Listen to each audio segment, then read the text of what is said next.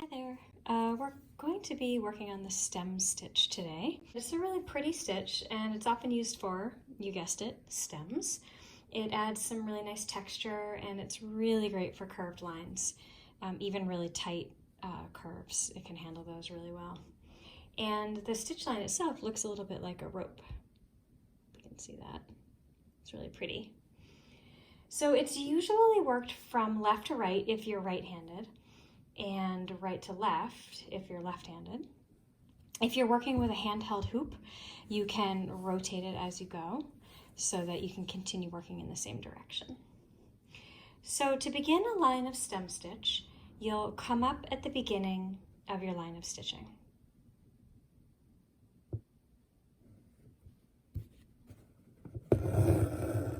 And then you're going to go back down a stitch length away.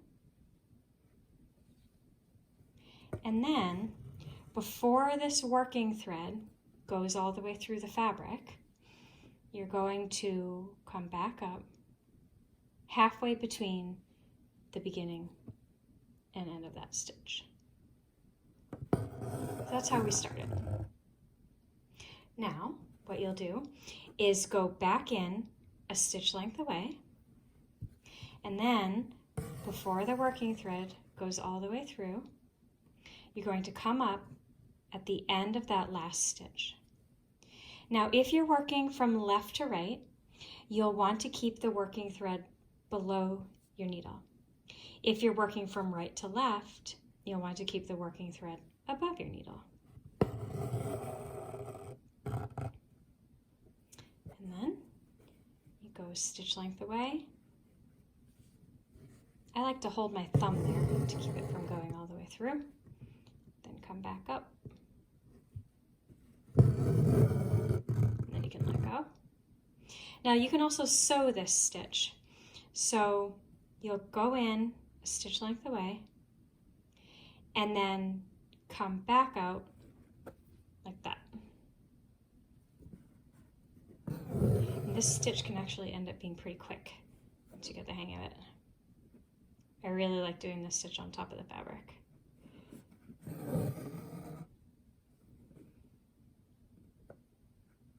Now this stitch can also be worked in, like I said, a curve. If you're going to do some tight curves, you want to shorten your stitches.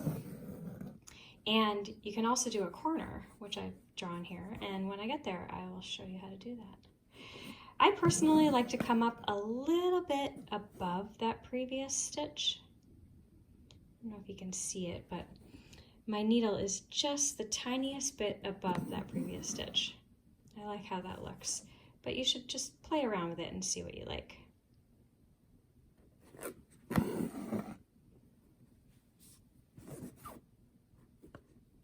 When you get to the end of a row of stitches, you're going to do a tiny little stitch till you get to the corner. Now, if you're done with stitching, you would just leave it there. But if you want to turn a corner, you do that little tiny stitch to bring you to the corner, and then turn your hoop and come up a stitch length away. Then go back in at that corner. And before you pull the thread all the way through, come back up right in the middle of that stitch. And then continue on your way. So now we started that similarly to the beginning. Come up and continue working.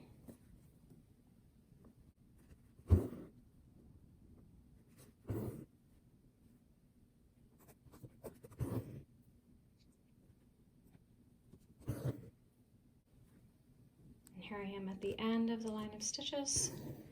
I'm just going to go in and do a tiny little stitch. There we go. There's your stem stitch. You can flip it over on the back. You can either weave through your stitch work like this, or you can tie off. Go through make a loop, Go through the loop twice, pull, and there you go. Now I'll show you how to do the stem stitch on a curve. It's worked the same way as a stem stitch on a straight line, with one difference, or just one thing to keep in mind. When you're working the curve, you want to keep the thread, the working thread, in below the direction of the curve. So if you're working on a curve that goes this way, you're going to keep your working thread below it. If you're working on a curve that goes this way, you would keep your working thread above it as you work. Again, you'll come up, make your first stitch,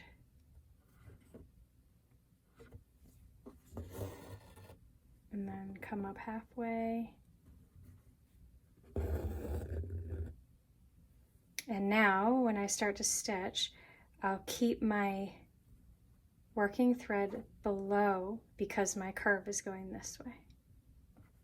It's also good when you're working on a curve to keep your stitches a little bit smaller than you would if you were working on a straight line.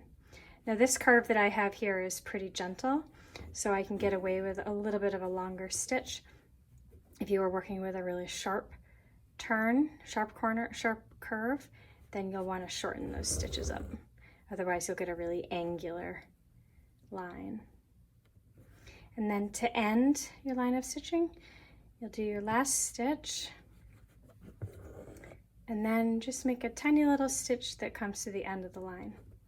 And then if you had another curve that you were going into that was connected to this line, you would continue on just like we did here on this corner. So just keep in mind, if your curve goes this way, your working thread goes under the curve. If your curve goes this way, your working thread is going to go over the curve.